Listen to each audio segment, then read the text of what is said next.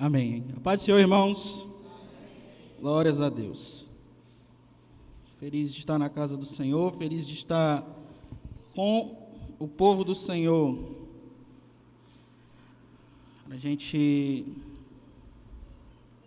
Para podermos, queridos, meditar na sua palavra.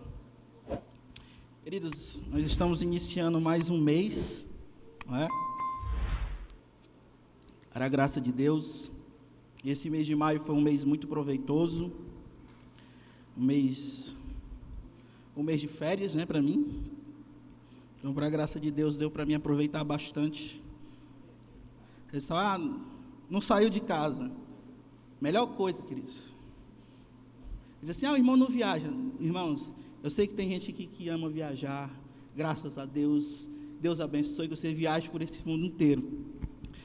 Mas eu falo para a Cássia fica chateada, que o quanto mais eu puder ficar em casa, amém.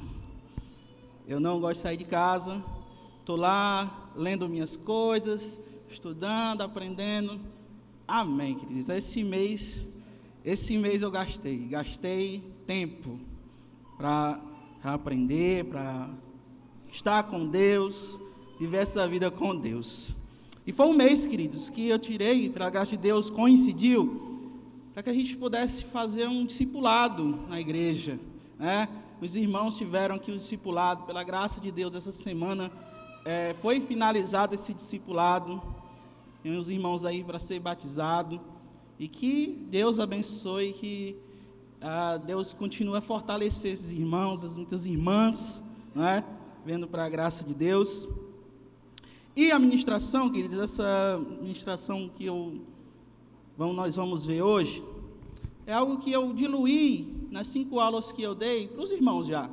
Ela já estava feita, coincidiu, então vocês vão ver logo. Então os irmãos já tiveram um spoiler lá, mas nós vamos ver hoje aqui. Eu peço que você abra a sua Bíblia no Evangelho de Mateus, no capítulo 6, a partir do versículo 5.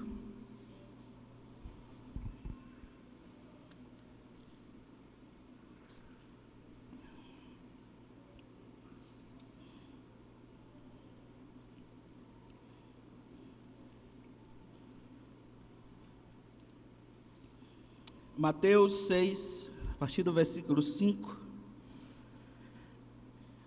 E não tem nada de novo, né, queridos? É um texto muito conhecido. Amém? Glórias a Deus. Vamos ler até o versículo 13. Mateus 6, 5. Ouça com fé a palavra do Senhor. Diz assim: E quando orardes, não serei como os hipócritas, porque gostam de orar em pé nas sinagogas e nos cantos das praças, para serem vistos dos homens. Em verdade vos digo que eles já receberam a recompensa. Tu, porém, quando orares, entra no teu quarto e, fechada a porta, orarás a teu pai, que está no secreto, e teu pai, que vê em secreto, te recompensará.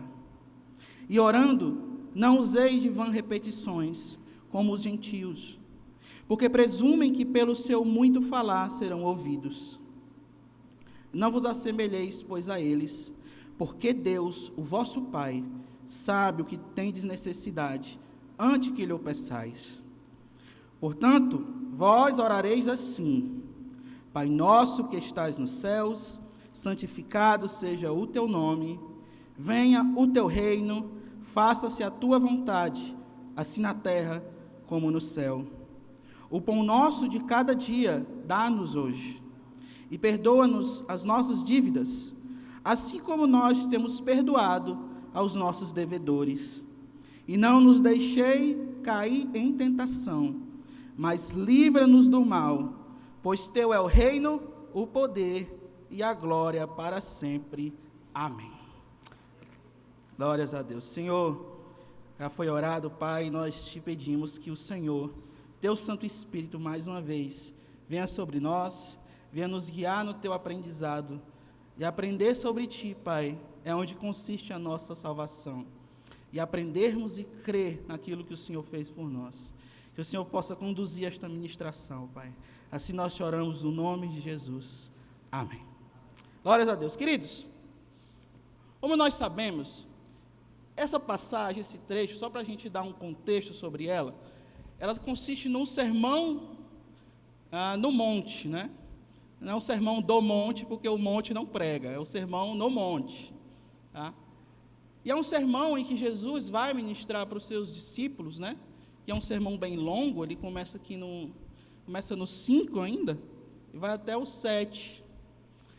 E é um sermão em que Jesus vai preparar os discípulos e como os discípulos devem viver esta vida com Deus. Porque nós temos que entender como viver esta vida com Deus. Nós não podemos viver aleatoriamente. Nós somos conduzidos pelo próprio Deus, como viver e adorar este próprio Deus. Então esse sermão, ele consiste em várias coisas e vários aspectos sobre isso. Hoje eu quero me deter em um aspecto sobre uma espiritualidade viva. E uma espiritualidade viva com o Pai Nosso. Porque o Pai Nosso caiu em desuso, não é? Talvez um medo de ser comparado com os irmãos católicos, a gente pode ter medo até de fazer esta oração, ou praticar esta oração.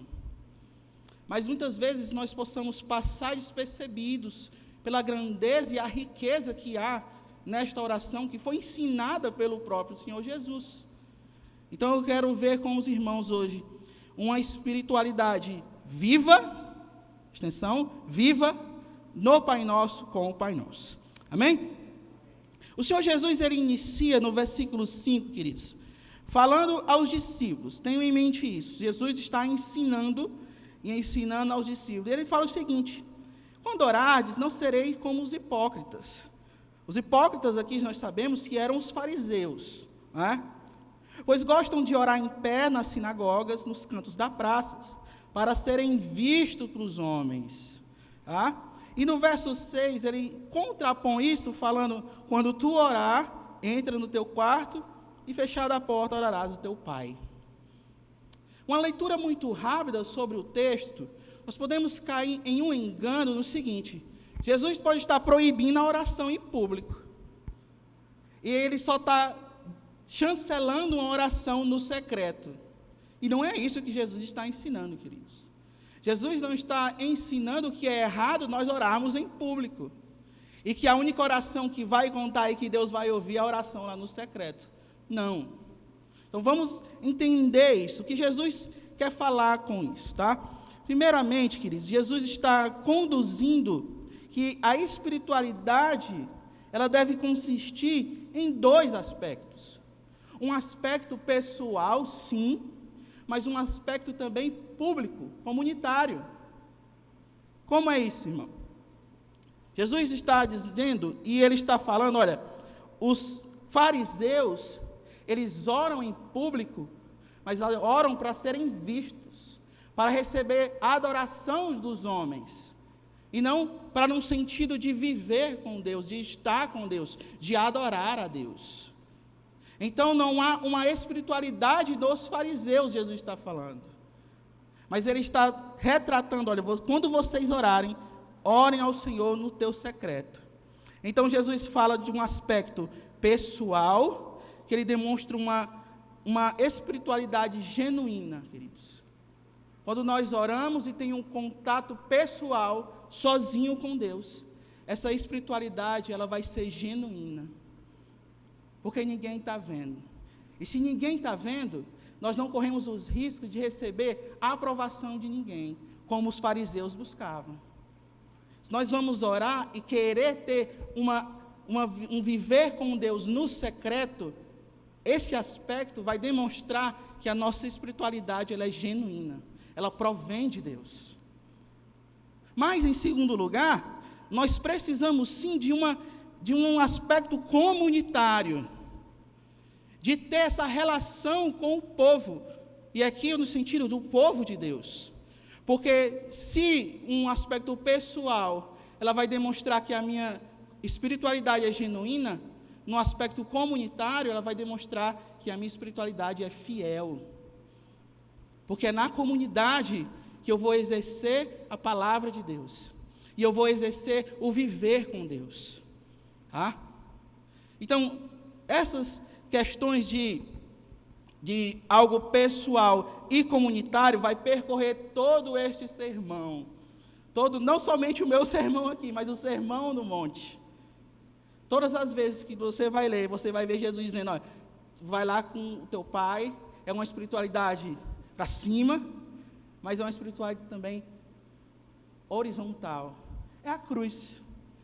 Né? O autor falou que a espiritualidade bíblica é uma espiritualidade cruciforme. Ela é para cima com Deus, mas ela também é horizontal com o povo de Deus, com a comunidade em geral. Então, olha, Jesus está repreendendo os fariseus. Por quê? Porque eles querem aparecer. É uma espiritualidade fantasiosa. Uma espiritualidade onde não há fruto, onde não se busca o adorar a Deus, mas se busca as coisas de Deus. Então, Jesus repreende aqui. Então, ele vai criar um contraponto, que é, nós precisamos ter esses dois aspectos. Qual é? O pessoal e a pública. Espiritualidade, queridos, você tem que ter em dois aspectos. Não tem para onde correr. Ela precisa ser pessoal, no teu secreto com Deus. Mas ela precisa vir para cá, na igreja, na comunidade, para ser também divina, fiel. Amém? Então, pega isso. Então, esse é um ponto. Jesus expõe esse ponto. Segundo, Jesus chama a atenção para algo perigoso, que é ter uma espiritualidade sem Deus. A espiritualidade dos gentios, que ele fala, e dos fariseus, é uma espiritualidade que não há Deus ali. Em certa parábola, Jesus dizendo que o fariseu ele orava de si para si mesmo. Né? Não há Deus na história. Então, nós devemos ter um cuidado para não ter esse perigo de viver uma espiritualidade sem Deus, uma religiosidade morta, como eram os gentios e como eram os fariseus. Para ter um contexto melhor aqui, por que Jesus fala assim, olha, não useis de vã repetições como os gentios. Os gentios tinham um certo aspecto. Quando eu falo gentil é todo aquele que não é judeu. Ah, irmãos, você vai estar lendo na Bíblia lá, os gentios. Quem era esse povo gentil? Gentil é quem não é judeu. Em certos aspectos, nós somos gentios. Porque, ou tem algum judeu aqui que eu não sei. Todo mundo é cearense, não tiver cearense é desse país ainda, né? Então, certos aspectos são gentios. Os gentios eram povos religiosos. Tá?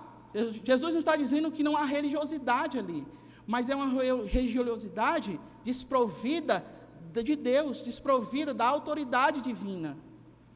Não há revelação divina ali. Os gentios tinham um aspecto de orar em um certo mantra, sabe aquele mantra de repetir, repetir, repetir, repetir? E no muito repetir, queridos, não há uma atitude fiel, verdadeira na oração dos gentios. Os gentios tinham um certo aspecto também de, eu tenho que falar o nome verdadeiro deste Deus que eu estou orando, porque só assim eu vou receber a bênção divina. Tá? Eles eram muito supersticiosos. E nós devemos ter um cuidado, abrindo um parêntese aqui, porque muitas vezes a gente vê em algumas orações para ir para a internet, em algumas canções na internet, o povo usando muito o nome de Deus em hebraico. Parece que se eu falar Jesus eu não recebo, mas se eu falar Yeshua eu vou receber. Queridos, vamos ter cuidado com isso, tá? Isso é a mesma coisa da religiosidade que Jesus está contrapondo aqui. Eu falar Jesus, Yahvé, ou Deus, tanto faz, queridos. Falar o nome não vai dizer muita coisa, mas o nome ele tem que vir carregado com fé, com confiança neste nome, confiar que o nome de Jesus tem poder, aí só assim eu posso receber, se assim o Senhor desejar. Amém? Outra coisa que Jesus está falando aqui, eu não cheguei ainda eu ainda estou trabalhando no problema que Jesus apresenta, queridos.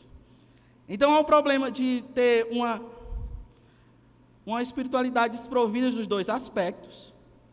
Há o problema de ter uma religiosidade morta, vã, desprovida de Deus, mas há o perigo também de viver uma vida onde eu estou mais usando a Deus do que adorando a Deus.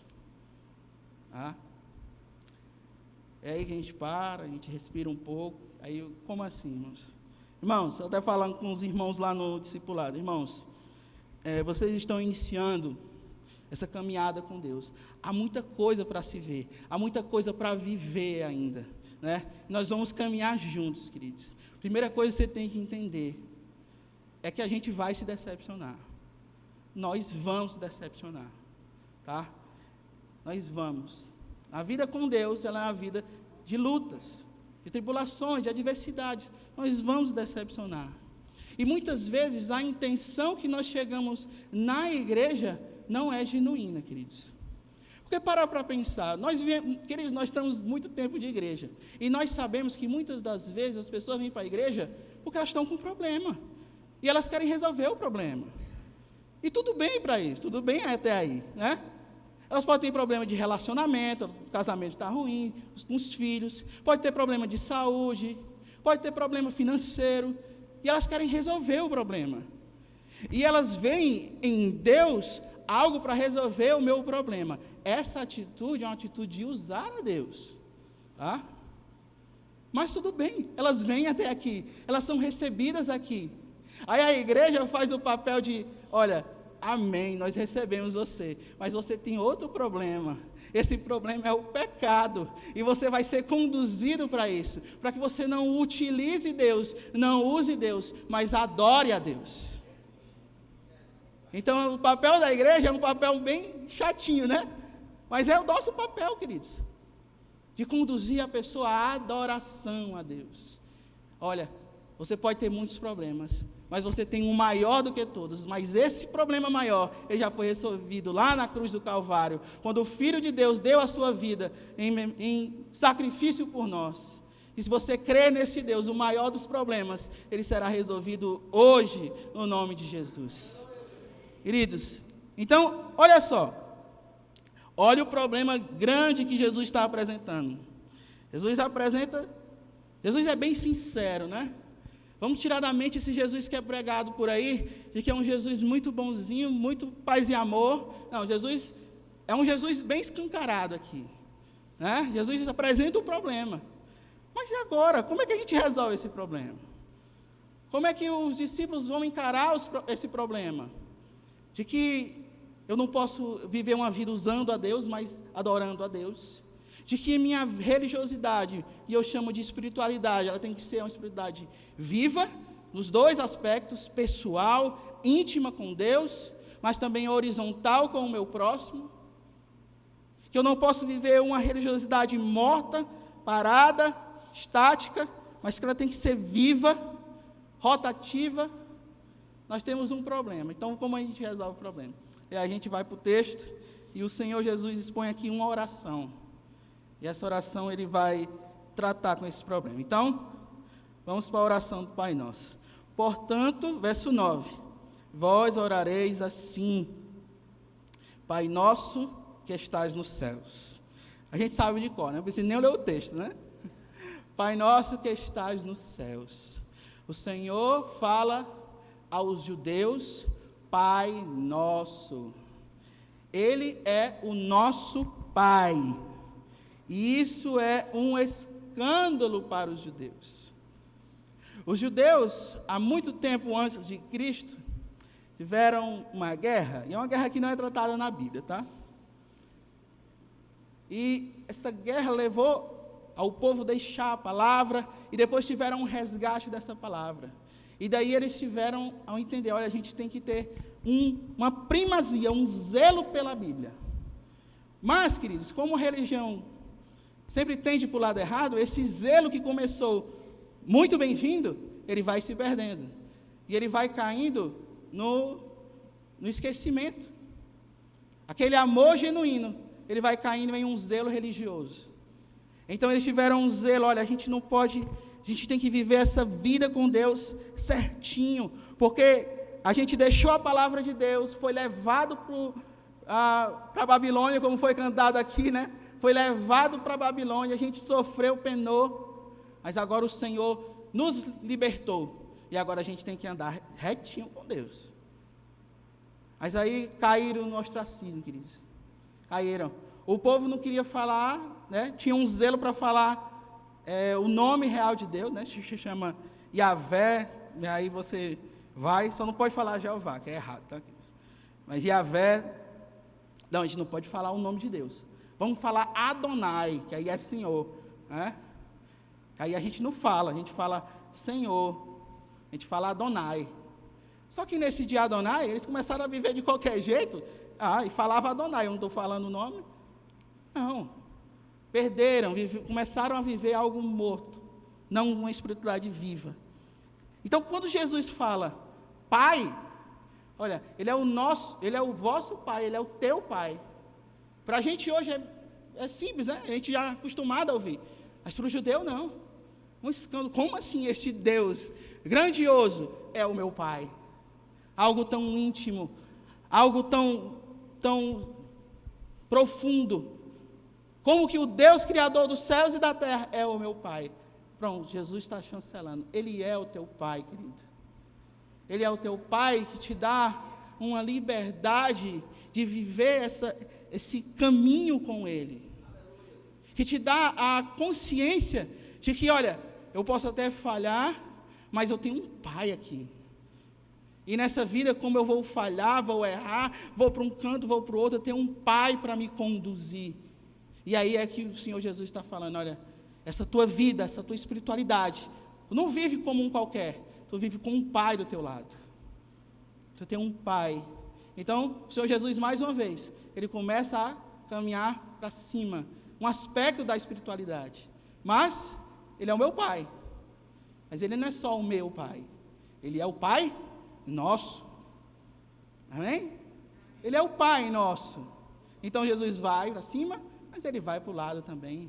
Ele não é só o meu Pai, Ele é o teu Pai, Ele é o Pai de todos aqui. Ele é o nosso Pai. Jesus vai colocando um outro aspecto, Ele é o nosso Pai. E aqui, eu tiro um entendimento de a necessidade de estar na igreja, de ter convívio com a igreja, de como eu não aceito viver uma vida com Deus sem congregar. Sabe por quê, queridos? Porque há aspectos com Deus nessa espiritualidade que eu só tenho quando eu estou em contato com o povo de Deus. Quando eu estou vivendo com o povo de Deus. Eu preciso de você, queridos. Você precisa de mim. Né? Estou vivendo em casa, eu escutei essa música várias vezes. Né? Quem tem criança sabe. Eu preciso de você, você precisa de mim. Nós precisamos de Cristo. Né? Escutei, nossa, meu Deus do céu, muitas vezes. Eu preciso de você, queridos. Você precisa do irmão que está aí do seu lado. Para quê? Para que nessa vivência comunitária floresça, queridos, os dons, os frutos de Deus. A Bíblia fala que há um tipo de riso, de alegria, que eu só tenho com o outro. Né? Alegrai-vos com os que se alegram. Há um tipo de alegria que eu só tenho quando eu estou em contato com o outro, quando eu estou vivendo com o outro, quando eu estou me relacionando com o outro. Então há uma profundidade com Deus que só se tem com o outro, que só se tem com um relacionamento. Tá? E é isso que eu falei com os irmãos. Irmãos, não saia, espere o culto acabar, tenha um relacionamento com os irmãos. Tá? Fale, irmãos, fale. Fale com os irmãos. Se você estiver passando alguma coisa, fale. Porque eu falando com os irmãos, às vezes a pessoa vem, a pessoa está com um problema, a pessoa some da igreja e depois vai falar da igreja. Mas eu falo, irmão, como é que a gente vai saber que você está com um problema? Como é que a gente vai saber para ter esse cuidado com você, se você não tem esse relacionamento? Se você não tem essa vivência com o outro? Nós precisamos ter e viver em dois aspectos. Pessoal com Deus, sim, precisamos disso. Mas precisamos também do aspecto comunitário, da comunidade, queridos. Amém? Pai nosso que estás nos céus, Como é a outra parte? Isso, irmão. Não tenha medo não, você sabe. Você não vai para o outro lado só porque você está orando o Pai Nosso, não. Santificado seja o teu nome. Glórias a Deus. Queridos, Deus é bom comigo, porque sempre o louvor, ele vem chancelar, eu sempre uso o louvor, né? O louvor, último agora, falou que Deus é santo. Santo. O nome de Deus é santo. E o que é que Jesus está tratando aqui? Ele é o teu pai, mas ele não é o teu paizão. Tá? Ele é o teu pai, não é o teu paizão, de que te libere, que tu pode viver a tua vida de qualquer jeito. Ele é o teu pai, queridos. Pai impõe limite, pai impõe regra, pai dá liberdade, amém. Mas a liberdade está dentro de um limite, queridos. Há necessidade de limites, e Deus implementa esses limites. Há uma liberdade para nós, há sim, mas há um limite para nós. Há uma liberdade de eu poder viver a minha vida. Sou livre em Cristo, mas há um limite para mim. Isso aqui não convém para mim, isso aqui não é para mim, isso aqui não faz parte mais da minha vida. Há um limite. Então, para entender este limite, eu preciso entender a vontade de Deus. E para mim entender a vontade de Deus, eu preciso conhecer este Deus. E para conhecer este Deus, eu preciso conhecer a sua palavra. Amém? Olha só esse caminho que o crente tem que percorrer. Crente precisa estudar a palavra. Precisa ter a palavra, precisa viver a palavra. Irmãos, às vezes, os grandes problemas que a gente tem é porque a gente não tem acesso na hora do conhecimento da palavra. Nossas ações, nossos pensamentos, tudo são levados pelo inimigo, como a escola bíblica vai começando a tratar agora, porque não há um sentido de palavra vívida em nós. A palavra de Deus tem que estar no crente, irmãos. Tem que estar no crente, tá? Porque senão a gente vai falhar no aspecto pessoal. O aspecto pessoal serve para a gente aumentar a nossa intimidade, aprofundar a intimidade com Deus. E eu me aprofundo com Deus na leitura e na oração. Aí eu venho para mais uma canção que eu escutei demais. Leia a Bíblia e faça a oração. Faça a oração. Se quiser crescer. É simples a canção, mas é bem bíblica, queridos. A Kézia sabe essa música. Então ela vai ter que viver também essa música, né? Mas é isso, queridos. Estar com Deus.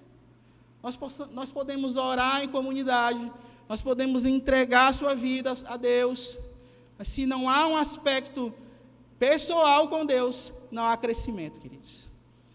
Se você só espera para ter uma espiritualidade em um aspecto que é o comunitário, terça, quinta e domingo na igreja, não há como ter crescimento, irmãos. Não há. Nós precisamos dos dois aspectos. Vamos para frente.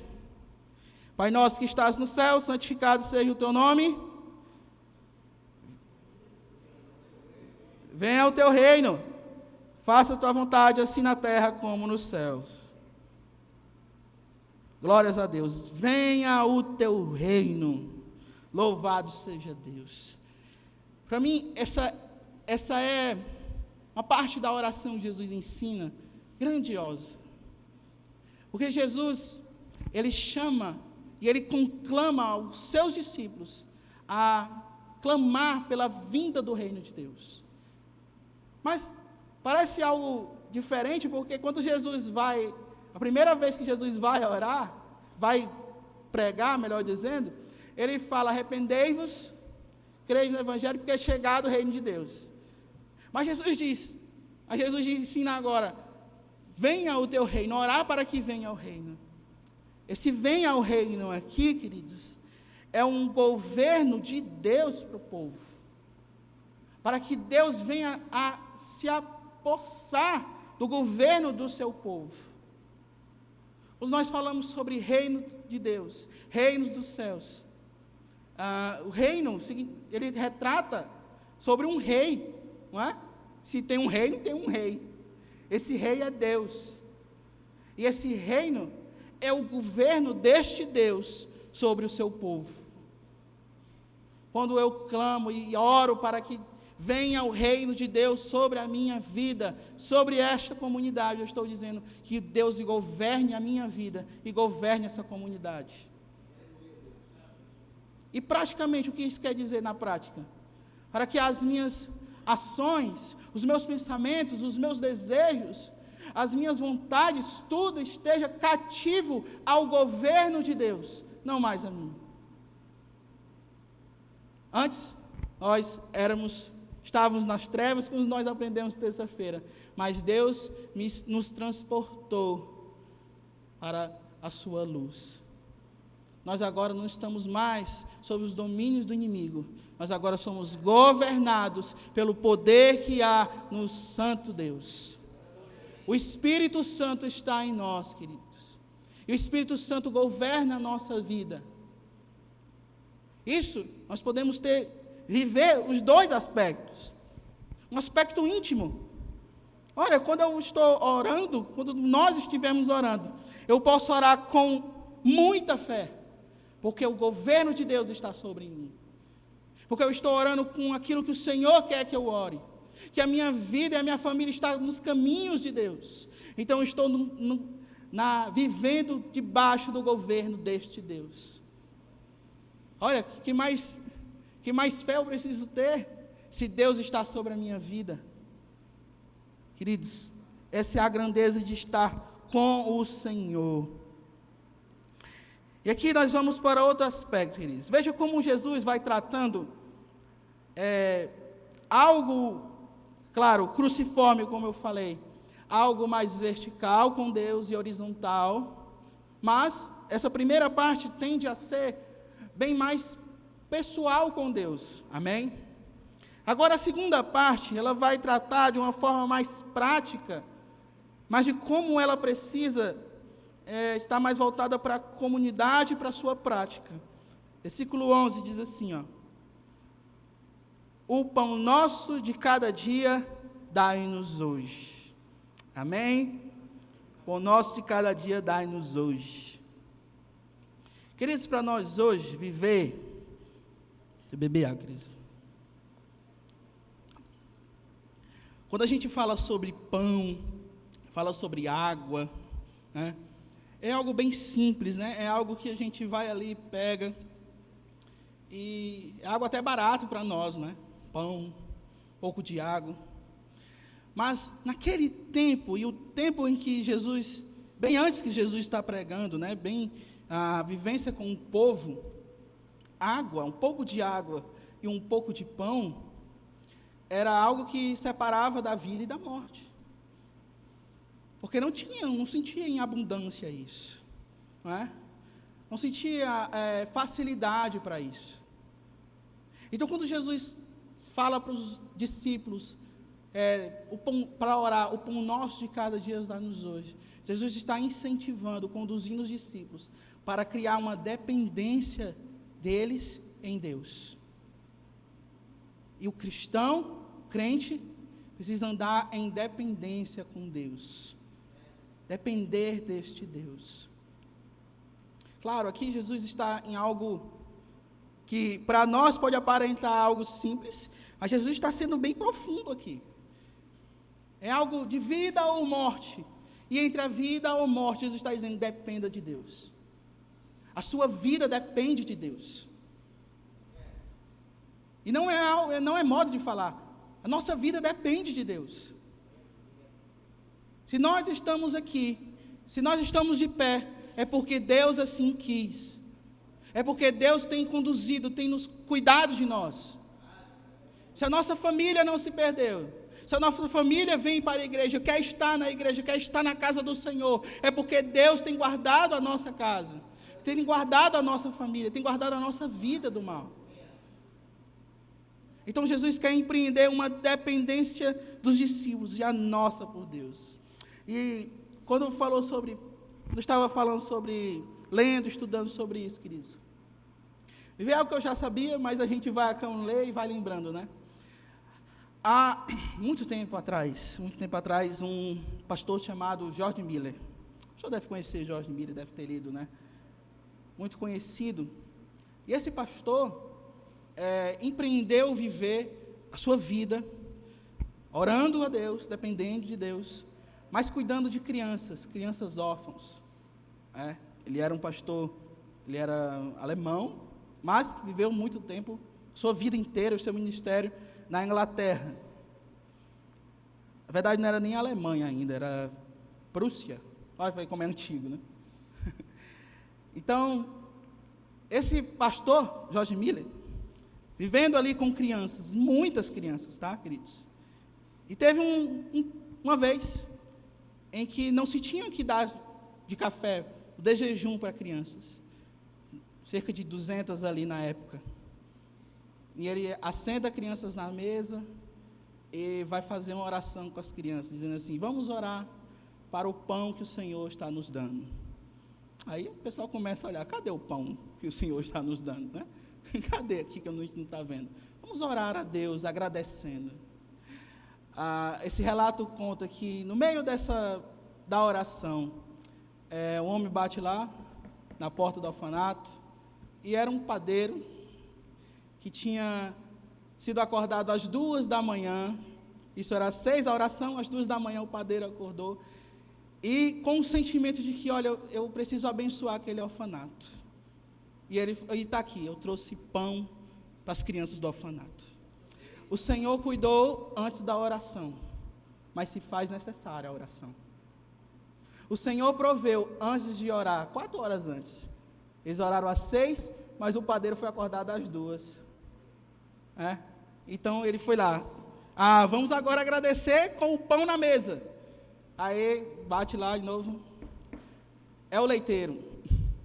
Olha, minha carroça quebrou aqui e eu não quero perder, eu vou perder esse leite, eu não quero perder, eu quero doar o leite para as crianças. Amém. Agora as crianças vão comer pão e vão beber leite. Não se tinha nada, mas o que o George Miller quis criar nas crianças é que somos dependentes de Deus. Dependentes de Deus. E isso é algo que ele colocou para a sua vida. Eu não vou pedir 1 centavo para o orfanato. Nós vamos viver a nossa vida aqui totalmente dependente de Deus. E isso ele criou de 10 mil crianças, queridos, durante a sua vida. George Miller se fala, né?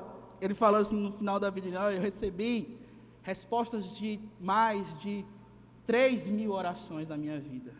3 mil orações. É muita oração, querido. É muita oração para receber. Dependentes de Deus, queridos. Dependentes de Deus. Mas essa dependência passa também por algo mais doloroso. Vamos lá. Verso 12. Perdoas as nossas dívidas. Eu vou falar do jeito que eu aprendi, queridos. Perdoa os nossos pecados, assim como nós temos perdoado aos nossos devedores. Perdoa as nossas dívidas, os nossos pecados, os nossos erros, assim como nós temos perdoados os que nos têm ofendido, né? É assim que eu aprendi. Por que Jesus fala sobre essa questão de perdoar, de perdão, né? Quando eu falei que nós precisamos do outro, queridos, nós precisamos desse relacionamento para viver algo mais profundo com Deus, e é verdade, nós precisamos, mas esses relacionamentos, queridos, nós precisamos também de relacionamentos imperfeitos. Olha só, isso eu falei para os irmãos, as irmãs da maioria, acho que só tinha irmãs, as irmãs ficaram assim olhando para mim. Nós precisamos de relacionamentos imperfeitos para crescer em Deus. Porque como que eu vou aumentar a minha paciência se não tem ninguém que tire a minha paciência? Como que eu vou crescer em misericórdia se não tem uma oportunidade para eu exercer misericórdia? Como eu vou crescer em amor? Como eu vou crescer em perdão, se não tem uma oportunidade para mim crescer em perdão? Aí eu falava para as irmãs, nós vamos falhar e você vai se decepcionar. Talvez você se decepcione com alguém da igreja. Mas nesse decepcionar com a igreja, Deus vai pegar essa decepção para transformar em crescimento para a sua vida. Nós precisamos nos relacionar para crescer em Deus. E relacionamentos imperfeitos são necessários para as nossas vidas, para se aprofundar mais ainda em Deus. Nós precisamos, queridos. Nós precisamos desse tipo de relacionamento, desse tipo de perdão, de viver uma vida em dois aspectos, queridos. E algo bem sincero, algo não somente pessoal, não somente íntimo, mas comunitário. Precisamos viver em uma vida de realidade, queridos. Viver a vida de forma de andar com Deus de forma totalmente aberta. Sabe? Não uma coisa aqui, outra coisa em casa. Falo com algumas pessoas, as pessoas dizem, olha, é uma coisa aqui, outra coisa em casa. Está errado. Nossa vida com Deus é escancarada aos olhos de Deus. A nossa vida com Deus é aberta. Eu não posso ser uma bênção na igreja e ser uma misericórdia dentro da minha casa. Eu não posso louvar a Deus aqui, adorar a Deus aqui e ser motivo de cair para alguém dentro da minha casa, dentro de algo pessoal. Viver essa vida com Deus se faz necessário ter esses relacionamentos, mas se faz necessário também ter algo mais aberto e sincero com Deus. Viver uma vida sincera. Uma espiritualidade viva é uma espiritualidade sincera diante de Deus. Mas nós temos que perdoar aqueles que falham conosco. Mas devemos orar também. Verso 13. E não nos deixeis cair em tentação, mas livra-nos do mal. Livra-nos do mal, para que não sejamos pedra de tropeço, queridos. Para que não sejamos motivos de vergonha para ninguém, principalmente para Deus. Motivos de viver uma vida que glorifique realmente a Deus. Sabe, queridos, eu converso com algumas pessoas, principalmente no trabalho, que é claro, passam mais tempo no trabalho. E são pessoas que são de várias comunidades evangélicas. E que passam por muitas coisas. E que sofrem muitas coisas. E que você deve glorificar a Deus por ser guardado nesta casa. Sabe? Porque quem foi de outra e vem, a gente sabe a diferença. Né? Mas quem está aqui, graças a Deus, é guardado de não passar por estas coisas, de não viver certas coisas, de não presenciar certas coisas. Mas muitas das vezes, essas pessoas que conversam comigo são as erradas, são as que falham. E se vem conversar é porque quer ouvir e vai ouvir, né? Por isso que muitas vezes não quer conversar, me vê assim com a cara meio fechada. Porque a vida, queridos, a gente não pode viver fora, longe de Deus, longe do conhecimento de Deus. Sabe, a pessoa igrejas que, perdoe, eu sei que está sendo gravado, mas aí é para mim. Igrejas que sempre tem ativismo dentro da igreja. Terminou uma coisa, já vamos para outra. Terminou uma coisa, nós vamos para outra. E não tem tempo para viver algo mais profundo, sincero com Deus. Algo mais diante de Deus, baseado na palavra. Se vive muito mais ativismo do que uma vida com Deus. É muita atividade e pouca genuidade diante de Deus. Se eu falo, olha, quero trabalhar para Deus? Quero. Mas não quero que trabalhar para Deus seja algo de tropeço para ninguém, principalmente para mim. Então, devemos viver, queridos, e a igreja tem um cuidado, para que a gente não possa viver em um ativismo religioso, e não em uma vida sincera diante de Deus. Hoje é doutrina, tá, queridos? É doutrina, então a gente vai ouvir isso mesmo. Mas o Senhor encerra de algo bem melhor. E eu vou encerrar agora. Verso 13, a parte B diz assim: pois teu é o reino, o poder e a glória para sempre. Amém. Queridos, é o reino de Deus, é o poder de Deus e é a glória de Deus. Nós vivemos uma vida diante de Deus. Precisamos entender que essa vida não tem um fim em nós mesmos, mas ela é diante do reino de Deus, mediante o poder de Deus e para a glória de Deus. Tá? Nós vivemos essa vida inseridos e fomos inseridos para a glória de Deus e a graça de Deus no seu reino. Nós somos inseridos no seu reino. Não bateu na nossa cabeça um certo dia de que eu vou viver para Deus. Deus veio primeiro em nós.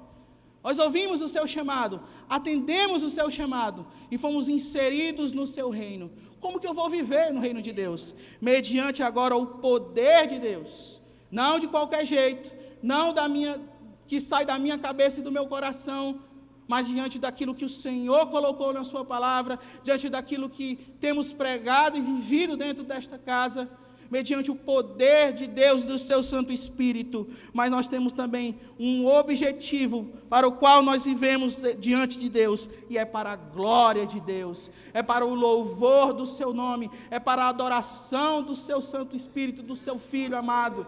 Nós vivemos, queridos, para a glória e o louvor do nosso Deus. Viva a sua vida para louvor da glória do seu Deus, não um fim em você mesmo, queridos, mas um fim na glória do nosso Pai. Porque se tu buscar a glória do teu Pai, tudo na tua vida vai ser guardado por Ele. Jesus vai ensinar no finalzinho do 6, né?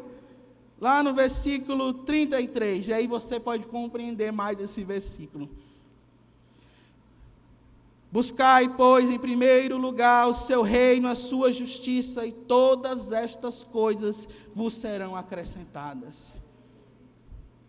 Mas antes tu tem que passar pelo crivo aqui, antes do Pai Nosso, para tu chegar lá e buscar somente o reino de Deus. Olha, se eu buscar o reino de Deus, o Senhor vai guardar a minha casa, o Senhor vai conduzir os meus caminhos, o Senhor vai guardar a minha família. Eu quero viver diante dele, eu tenho que buscar Ele, diante do poder que Ele me dá, diante da força que Ele me conduz, mas para a glória do seu nome e para o louvor do seu nome, queridos.